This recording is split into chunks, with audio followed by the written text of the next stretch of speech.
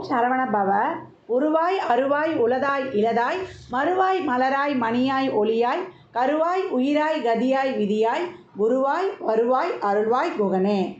அன்பர்கள் அனைவருக்கும் வணக்கம். நான் ஆர்த்தி சொனலட்சுமி பேசுகிறேன். இந்த பதிவு ஒரு சிறப்பான பதிவு. குரு வக்ர பயிற்சி பலன்கள். தலைமை சுபகிரகமான குரு வருகின்ற அக்டோபர் மாதம் 9ஆம் தேதியிலிருந்து வக்ர நிலையை அடைகிறார். வக்ர நிவர்த்தி எப்பமா அப்படின்னு கேட்குறவங்களுக்கு வருகின்ற ஆண்டு 2025ஆம் ஆண்டு பிப்ரவரி 4ஆம் தேதி, ஏறத்தாழ ஒரு 4 மாதங்கள் 116 நாட்கள் இவர் வக்ர நிலையில் இருக்க போகிறார்.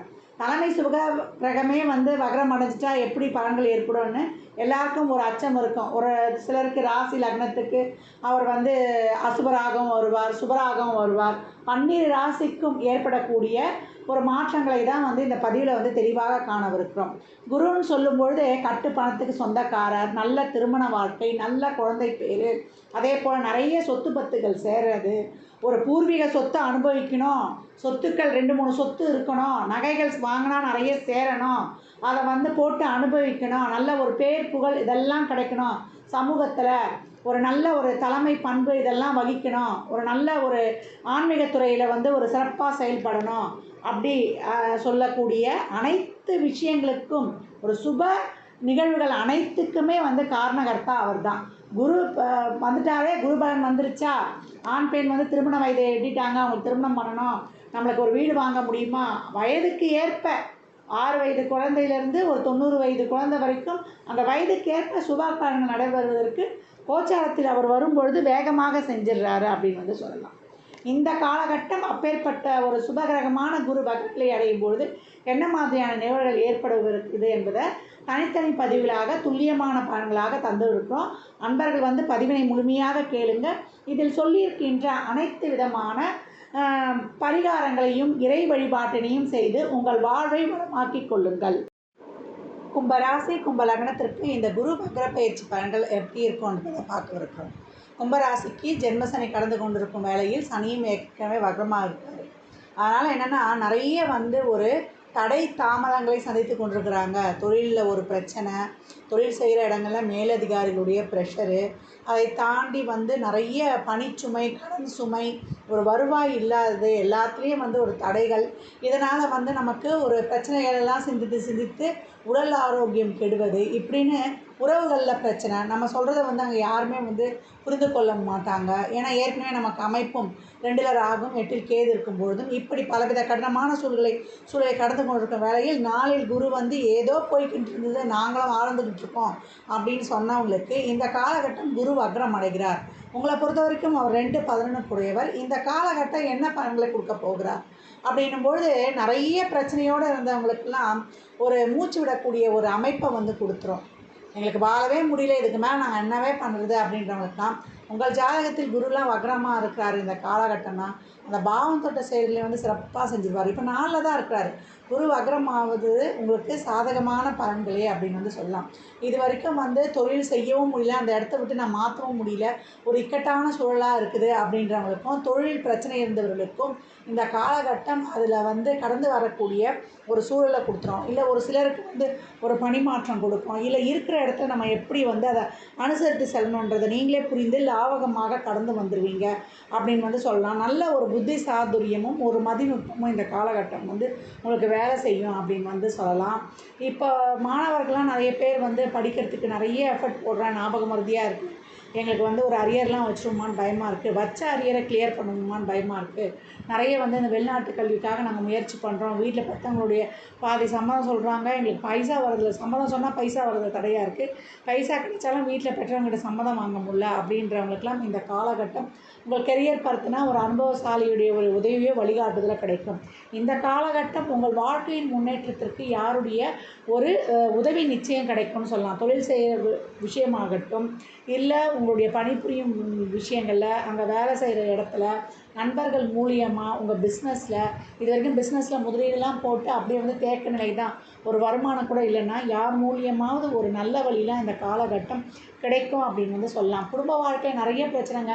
நானும் அவரும் அந்த மாதிரி சண்டை போட்டதே கிடையாது. என்ன ஆனாலும் நாங்கள் அன்றைக்கி சாயந்தரமே ஒன்று கூடி பேசிடுவோம். ஆனால் இப்போல்லாம் வந்து ஒரு வாரம் 10 நாளுக்கு மேலே கூட நாங்கள் பேசாமல் இருந்துடுறோம். என்னவோ அவரை கண்டா எனக்கு என்ன அறியாமல் கோவம் வருது, என்னை கண்டா அவரும் அப்படி தான் இருக்கார். இந்த மாதிரி எனக்குள்ளே இருந்ததே இல்லை அப்படின்னு. தோஷம் இல்லாத ஜாதகங்கள், கலத்திர தோஷமோ தார தோஷமோ இல்லாதவர்கள் கூட இந்த ஜென்ம சனியில் பிரிந்திருப்பார்கள். அவர்களுக்கெல்லாம் இப்பொழுது ஒரு இணக்கமும் புரிந்து ஒரு தாம்பத்திய வாழ்க்கையில் ஒரு நல்ல ஒரு இன்பமும் மகிழ்ச்சியும் கிடைக்கும். ஏன்டா கல்யாணம் பண்ணிக்கணும், ஏன்னா புதிதாக கல்யாணம் ஆனாலும் கூட பிரச்சனையாக இருக்கும். இல்லை திருமணத்திற்காக வரன் பார்க்குறனாலும் அதில் வந்து நமக்கு ஒரு மன திருப்தி இல்லாமல் நடந்து கொண்டிருக்கும். குழந்தை பாக்கியத்துக்கு வைத்தியம் பார்க்குறவங்க ரொம்ப தடைப்படுது. இல்லை குழந்தைகள் நலன் சார்ந்த விஷயங்கள், அவங்க படிப்பு, அவங்க திருமணம் எல்லாத்துக்குமே நான் முயற்சி பண்ணுறேன், எதுவும் கிட்ட போய் எங்களுக்கு நின்று போச்சு அப்படின்லாம் பெற்றோர்கள் மன அழுத்தத்தில் இருப்பாங்க. பிள்ளைகளும் அந்த மன அழுத்தத்தில் இருக்கும். அதை பார்த்து நம்ம ரொம்ப கஷ்டப்பட வேண்டியதாக இருக்கும். இதற்கெல்லாம் வந்து ஒரு தீர்வு கிடைக்கும். குடும்பத்தில் ஒரு உறுப்பினர் வருகை அப்படின்னு வந்து சொல்லலாம். நாளில் குரு வக்ரம் ஆகும்பொழுது அப்போ ஒரு குழந்தை பாக்கிய மருத்துவத்தின் மூலமோ இல்லை குலதெய்வத்தின் மூலம் வேண்டுதலில் கிடைப்பதோ அதற்கான வழிகள் சிறப்பாக கை கொடுப்பது, திருமணம் நடப்பது, ஒரு வீட்டுக்கு ஒரு மருமகனோ மருமகளோ வருவது, அதே போல் ஒரு நல்ல ஒரு பொருளாதார வருவாயை கொடுப்பது, ஒரு நல்ல வண்டி வாகன யோகம்லாம் ஒரு சிலருக்கு அமைவது, ஒரு சிலர் பழசை கொடுத்து புதுசை மாற்றுவது. அப்படி மாற்றலைனா கூட இந்த காலகட்டம் ரிப்பேர் பண்ணுறதுக்காவது காசு வரும் அப்படின்னு வந்து சொல்லலாம். உடல் ஆரோக்கியத்திற்கான ஒரு வைத்தியம் பார்ப்பது, இது வரைக்கும் பார்த்தோம் எங்களுக்கு எதுவுமே செட் ஆகலைன்றவங்களுக்கு இப்போது அந்த வைத்தியம்லாம் கிடையாது. நிறைய வைத்தியம் பார்த்துருப்பாங்க. ஹோமியோபதி போனால், சித்தா போனால், அலோபதி போனால், ஒன்று மாற்றி ஒன்று சுற்றிக்கிட்டு இருக்கேன், எங்களுக்கு எதுவுமே வந்து க்யூர் ஆகலை அப்படின்றவங்களுக்கெல்லாம் இப்போ இந்த காலகட்டம் வந்து உங்களுக்கு நல்ல வந்து ஒரு மருத்துவம் கிடைப்பது, நல்ல ஒரு அருமையான, அதாவது அருமைன்னு தான் சொல்லணும். ஏன்னா ரொம்ப கஷ்டத்தில் இருந்தவங்களுக்கு இப்போ ஒரு சமாளிக்கக்கூடிய ஒரு சூழலை வந்து இந்த குரு பகவான் தந்துடுவார் அப்படின்னு வந்து சொல்லலாம்.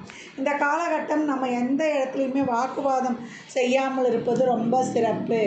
இப்போ நம்ம வந்து ஒரு தொழில் செய்கிற இடத்துலையோ இல்லை குடும்பத்துலேயோ ஒரு உறவுகள்கிட்டேயோ நம்ம வந்து வேலை செய்கிற இடங்கள்லையோ நம்ம வந்து ஒரு நியாயத்தை சொல்கிறோன்னு சொல்லிட்டு வாக்குவாதம் செஞ்சோன்னா அங்கே பிரச்சனை தான் வரும். பொறுமை காத்து நம்மளே இருக்கும்பொழுது அந்த இடத்துலையும் சரி, சம்மந்தப்பட்ட நபர்கள்கிட்டையும் சரி, அவங்களே வந்து நம்ம நினைக்கிறத வந்து பூர்த்தி பண்ணி கொடுத்துருவாங்க அப்படின்னு வந்து சொல்லலாம். இந்த காலகட்டம் உங்களுக்கு மௌனம் தான் ஒரு பெரிய தீர்வை வந்து கொண்டு வந்து கொடுக்கும் அப்படின்னு வந்து சொல்லலாம். நம்ம யார் சம்மந்தப்பட்டவங்க பிரச்சனையாக இருக்கிறாங்களோ, எந்த பிரச்சனை தீரணும்னு நினைக்கிறோமோ அவங்களே வந்து அதை வந்து நம்மளுக்கு பூர்த்தி பண்ணி கொடுத்துருவாங்க. அதே போல் இந்த குடும்ப உறவுலாம் என்ன ரொம்ப சண்டையாக இருக்குது, இந்த வாழ்க்கை ஓடுமா, இந்த லைஃப் இருக்குமா, இல்லை ரிலேஷன்ஷிப்பில் இருக்கோமா, நம்ம காதல் இருக்குமா, இல்லை பிரேக்கப் ஆகிடுமா அப்படின்னு ஒரு மனக்குழப்பத்தோடையே வாழ்ந்திருப்பாங்க. இதாலே வந்து நிறைய பேருக்கு தூக்கம் கூட இருந்திருக்காது. அவங்களுக்குலாம் கவலைப்படாதீங்க. இந்த உறவுகளும் உங்களை புரிந்து கொண்டு உங்களோடு ஒன்றிணையும். இல்லை ஒரு உறவு பட்டம் படாமல் இருக்குதே, இருந்த இல்லாமல் போல் இருக்கே, இப்படிலாம் வந்து பலவித யோசனைகள் இருக்கும். ஒரு புதுசாக வந்து அப்போ ஒரு ப்ரப்போசல் பண்ணி அந்த லவ் ஓடி இருக்கும், கொஞ்ச நேரத்துலேயே பிரச்சனை வந்துடும். இவங்கெல்லாம் இப்படி வந்து ஒரு மனப்புழுக்கத்துடன் இருக்கும்போது அந்த கவலையெல்லாம் வேண்டாம். இந்த ஏற்பட்ட விரிசல்கள்லாம் இப்போ உங்களுக்கு வந்து படிப்படியாக சரியாகி உங்கள் வாழ்க்கையில் மிகப்பெரிய மாற்றத்தை தரும் அப்படின்னு வந்து சொல்லலாம். இந்த காலகட்டம் அவிட்ட நட்சத்திரத்தில் இருப்பவர்களுக்கு ஒரு தொழில் சம்பந்தமான ஒரு பிரச்சனையும், இல்லை திருமண வாழ்க்கையில் வந்து ஒரு திருமண தடை, இல்லை ஒரு திருமணம் நடைபெறது தாமதமாகிறது, இதெல்லாம் இருந்தாலும் இப்போ வந்து அதெல்லாம் தீரும்.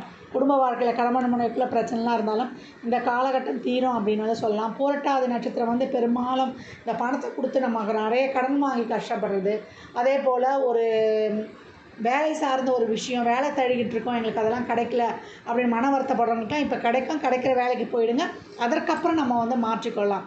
அதே போல் நமக்கு சதய நட்சத்திரத்தில் இருக்கிறவங்க தான் இந்த காலகட்டம் பெருமளவு மன அழுத்தத்திற்கு பாதிக்கப்படக்கூடியவர்கள் சொல்லலாம். ஏன்னா சனி பகவானே அதை தான் டிரான்சிட்டில் பயணமாகிறாரு. ராகுவும் சனியுடைய சாரத்தில் தான் சென்று கொண்டிருக்கிறார். அப்போ டபுள் பூஸ்டில் அவங்களுக்கு வந்து ரொம்ப மன அழுத்தம் இருக்கும் அப்படின்னு வந்து சொல்லலாம். இப்போ அந்த மன அழுத்தத்திலிருந்து உங்களுக்கு வெளிவரக்கூடிய ஒரு சூழலை இந்த குரு வக்ரம் வந்து உங்களுக்கு தாராளமாக தந்துடும். நம்பிக்கையோடு செயல்படுங்க. நம்மளுக்கு வந்து தடைன்னு சொல்லிட்டு நம்ம மைண்ட் செட்டில் வந்து ஃபிக்ஸ் பண்ணிடாதீங்க. ஏன்னா ஒவ்வொருத்தருக்கு லக்னங்கள் வேறையாக இருக்கலாம், ராசி வேறையாக இருக்கலாம். நம்ம கும்ப ராசி கும்ப லக்னம்னு பொதுவாக சொல்லி கொண்டிருக்கிறோம். இப்போ ரொம்ப இக்கட்டாக ஒரு சூழல் இருக்குது. இந்த நாளில் வரக்கூடிய வக்ர குரு என்ன பண்ணுவார் அப்படின்னு கேட்டிங்கன்னா, இப்போ எனக்கு ஒன்றுமே நடக்கல, என் வாழ்க்கையில எதுவுமே இல்லை. ஒரு சிலருக்குலாம் ஒரு 5 மாதம் 6 மாதம் வேலையே இல்லாமல் இருந்திருக்கும். இருக்கிறத வச்சு இல்லை குடும்ப உறவுகள் மற்றவர்கள் வேலைக்கு போகிறத வச்சு அந்த குடும்பம் ஓடிக்கொண்டே இருக்கும். அவங்களுக்கு ஏதாவது ஒரு வழிவகை கிடைக்கும் அப்படின்னு வந்து சொல்லலாம். இல்லைங்க ரொம்ப நார்மலாக ஒரு நடுத்தர வர்க்கத்தை கடந்து கொண்டிருக்கோம், கைக்கும் வாய்க்கும் எட்டலன்றவங்களுக்கு கொஞ்சம் அந்த ஒரு பற்றாக்குறை நீங்கும் அப்படின்னு சொல்லலாம். இல்லைங்க ஓரளவுக்கு நாங்கள் வந்து லைஃப்பில் ஒரு சாட்டிஸ்ஃபையாக போய்கிட்டு இருக்குது, ஏதோ ஒரு அட்ஜஸ்ட் பண்ணி போய்கிட்டு இருக்கோம் அப்படின்றவங்களுக்கு வாழ்க்கையின் அடுத்த கட்டத்தை நோக்கி உங்கள் நகரும் அப்படின்னு வந்து சொல்லலாம். இந்த காலகட்டம் பண வருவாய் இருக்கிறதுனால உங்களுடைய கடனை அடைச்சிருங்க. கடன்பட்டார் நெஞ்சம் போல் கலங்கினான் இலங்கை வேந்தன்ற ஒரு சொல்லே இருக்குது. ஏன்னா கடன் வாங்கினா தான் நம்மளுக்கு அந்த அசிங்கம் அவமானம்லாம் ரொம்ப வலி வேதனையை கொடுக்கும். நம்ம சாப்பிட்லனா கூட அந்த தேதிக்கு அந்த கடன்காரன் வாசலில் வந்து நிற்பான். அதனால் நிறைய கும்பராசி அன்பர்கள்லாம் நிறைய கஷ்டத்தில் இருக்கக்கூடியவர்கள் இருக்கிறாங்க. இப்போ உங்கள் பிறப்பு ஜாதகத்தில் குருவே வக்ரமாக இருக்கிறாரு. நல்ல தசாபுதிகள்லாம் போகுதுன்னா மணி ஃப்ளோ நல்லாவே இருக்கும், திருமணம் நடக்கும், குழந்தை பாக்கியம் கிடைக்கும், வண்டி வாகன சேர்க்கைகள்லாம் இருக்கும், கணவன் மனைவிலாம் வந்து பிரச்சனை இருந்தால் அதெல்லாமே சால்வ் ஆகும் அப்படின்னு வந்து சொல்லலாம். தசாபுத்திலாம் சிறப்பாக இல்லைங்க, எங்களுக்கு குருவும் வக்ரமாக இல்லைங்க, ஏதோ நாங்கள் வந்து இந்த காலகட்டம் மீண்டு வருவோமான்றவங்கலாம் இறை வழிபாட்டின் மூலம் இறைவனை தாண்டி யாரும் ஒன்றும் நம்மளை வந்து செஞ்சிட போகிறதில்ல. கிரகங்களுக்கு உரியவரே நம்முடைய ஈசன் தான். சனி தாக்கங்கள் இருக்கும்போதெல்லாம் நம்ம சனீஸ்வர பகவானை போய் நம்ம அதிகப்படியாக வழிபட்டு இந்த கருப்பு எள்ளில் மூட்டை கட்டிலாம் அந்த விளக்கெலாம் போடுவாங்க, அதெல்லாம் அறவே செய்யவே கூடாது.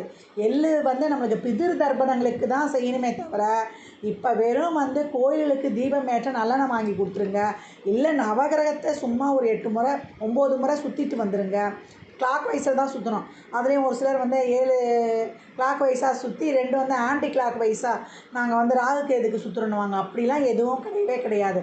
நேராக கிளாக் வைஸில் ஒரு 9 சுற்று வந்துடுங்க. சிவ வழிபாடு செய்யுங்க. நீங்கள் சனீஸ்வர பகவானை வழிபடவில்லை என்றாலும் சிவனுடைய வழிபாடை செய்யும்பொழுது பவானியின் ஈசன், அதாவது பவானியினுடைய கணவன் ஆகிய ஈசனை வணங்கும் பொழுது உங்களுக்கு அதிசய அமோக அற்புத பலன்கள் நடக்கும் அப்படின்னு வந்து சொல்லலாம். இந்த காலகட்டம் திருச்செந்தூர் சென்று வரும்பொழுது உங்கள் தொழில் வந்து இது வரைக்கும் இந்த தடைப்பட்ட தேக்க நிலைகள்லாம் குறையும். அம்மா திருச்செந்தூர் போகிறதுக்கு கூட எனக்கு சூழல் இல்லைம்மா, அதற்கான ஒரு பண வசதி கூட கிடையாது அப்படின்றவங்க இந்த காலகட்டம் அந்த படத்தை டவுன்லோட் பண்ணி நீங்கள் உங்களுடைய பிறந்த கிழமையிலையோ இல்லை வியாழந்தோறும் வெள்ளிதோறும் நம்ம வந்து ஞாயிறு தோறும் வழிபாடு பண்ணி கொண்டு வரும்பொழுது இல்லை ஒரு 48 நாள் உங்களுக்கு எந்த கோரிக்கை வந்து நடக்கணுமோ அந்த கோரிக்கையை வைத்து தீபமேற்றி, தீபம் தான் இறைவனுக்கு உணவே, தீபமேற்றி வழிபட்டு வரும்பொழுது எப்பேற்பட்ட கடுமையான இக்கட்டான சூழ்நிலை கடந்து வந்துடுவீங்க. எல்லா வழிபாடு செய்யறதுக்கு முன்னாடியும் மங்களமூர்த்தியான விநாயகருடைய வழிபாடு வச்சுக்கோங்க. முதல்ல மைண்ட் செட்டில் தடைன்றதை நீக்கிடுங்க. உங்களுடைய நடைப்பயிற்சியை மேற்கொள்ளுங்க. உங்கள் உடம்புலேருந்து கஷ்டப்படுற மாதிரி வியர்வை வந்துருச்சுன்னா சனீஸ்வர பகவான் நம்மளை வந்து பார்ப்பார். இவன் இந்த வேலைக்கு தகுதியானவன் தானா, நம்ம செய்த பாவ புண்ணியங்களுக்கெல்லாம் தான் இந்த ஜென்ம சனியில் அந்த கர்மாவை நிற்கிறதுக்காக நம்ம வந்து இப்போ அந்த காலகட்டம் நடக்குது. இந்த காலகட்டத்தெல்லாம் வந்து நம்ம திறம்பட கடந்து வந்துடணும். அதனால் அன்றாடம் வந்து நடைப்பயிற்சி மேற்கொண்டு சனீஸ்வர பகவானை வந்து வழிபடுறீங்களோ இல்லையோ சனிக்கிழமையில் விநாயகரை வழிபடுங்க. தினமும் எழுந்த உடனே நீங்கள் ஒரு 21 தோப்பு கர்ணம் ஓம் கம் கணபதியே நமக இது தாராளமாக சொல்லலாம். எழுந்த உடனே நம்ம எப்போவும் வந்து எல்லாருக்கும் எழுந்த உடனே கை பார்க்குற வழக்கம் உண்டு. ஏன்னா உள்ளங்கையை தேய்ச்சி கண்ணில் ஊற்றி நம்ம ஒன்று சேர்த்து வச்சு பார்ப்போம், இல்லை மகாலட்சுமி அதில் இருக்கிறான்னு சொல்லிட்டு. அப்படியே எழுந்து வடக்கு பக்கத்தில் நின்று வடக்கு பக்கத்தை பார்த்தா மாதிரி ஒரு 21 தோப்பு கர்ணம், இல்லை கிழக்கு முகமாக என்று கூட போடலாம். ஒரு 21 தோப்பு கர்ணம் ஓம் கம் கணபதியே நமக அப்படின்னு வந்து நீங்கள் சொல்லும்பொழுது உங்களுடைய வாழ்க்கையில் வந்து மிகப்பெரிய ஏற்றத்தை வந்து நீங்கள் வந்து காணலாம். இந்த குரு வக்ர பெயர்ச்சி கும்பத்திற்கு ஒரு நல்ல வழிகாட்டியாக இருக்கும் அப்படின்னு வந்து சொல்லலாம். உங்கள் ஜாதகத்திலே குரு வக்ரமாக இருக்கும்போது பலன்கள் வந்து அதிகப்படியாக நடக்கும். வக்ரம் இல்லாதபொழுது நீங்கள் ஆஸ் யூஷுவலாக நார்மலாகவே உங்கள் லைஃப்பை கிடக்கிற மாதிரியே இருக்கும். இதற்கெல்லாம் உங்களுடைய தசாபுத்திகள் தான் வந்து இன்னும் வந்து தெளிவாக உறுதியாக சொல்லும் அப்படின்னு வந்து சொல்லலாம். இந்த பலன்கள்லாம் கோள்களின் கோச்சார நகரை வைத்து சொல்லப்பட்டிருக்கு. உங்கள் சுய ஜாதகத்தில் இப்போ என்ன தசாபுத்தி நடக்குது, அது எதற்காக உங்களுக்கு வந்து வேகமாக செயல்படுவது போகுது, திருமணம் குழந்தை பாக்கியத்திற்கா இல்லை பொருளாதார முன்னேற்றத்திற்கா என்பதெல்லாம் உங்கள் சுய ஜாதகத்தை ஆய்வு செய்வதன் மூலம் மட்டுமே நாம் தெளிவாக அறிந்து கொள்ள முடியும். நிறைய தான தர்மம் பண்ணுங்கள். தான தர்மம் பண்ண முடியாதவங்க நம்ம பட்சிகளுக்கு வாயிலா ஜீவன்களுக்கெல்லாம் உணவளிக்கும் பொழுது இன்னும் நம்மளுடைய கர்மா வேகமாக கிளென்சிங் ஆகிடும். மாற்றுத்திறனாளிகளுக்கு உணவெல்லாம் வாங்கி கொடுக்கும் பொழுது நம்ம அன்னதானம், நம்மளால் ஒரு உடல் உழைப்பு அதெல்லாம் கூட அவங்களுக்கு தேவையான ஹெல்ப் இதெல்லாம் பண்ணி தரும் பொழுது சனீஸ்வர பகவான் வந்து ரொம்ப பிரீத்தி ஆகிடுவாருன்னு சொல்லிடலாம். இந்த காலகட்டம் எந்த ஒரு ஆலயத்தில் வந்து தீபமேற்றம் வந்து நீங்கள் உதவி பண்ணுறீங்களோ அந்த ஆலயம் எப்படி ஒளிருவது போல் உங்களுடைய வாழ்வும் ஒளிரும். கும்பராசி அன்பர்களுக்கு என் மனமார்ந்த வாழ்த்துக்களை தெரிவித்துக் கொள்கிறேன். ஜாதகம் பார்க்க விரும்பும் அன்பர்கள் கீழ்கண்ட எண்ணுக்கு வந்து மெசேஜ் செய்யுங்க. தங்களுக்கான விவரங்கள் அளிக்கப்படும். அப்பாயின்மெண்ட் பெற்றுக்கொள்ளலாம். ஜாதகம் சிறந்த முறையில் கணித்து பார்த்து தரப்படும்.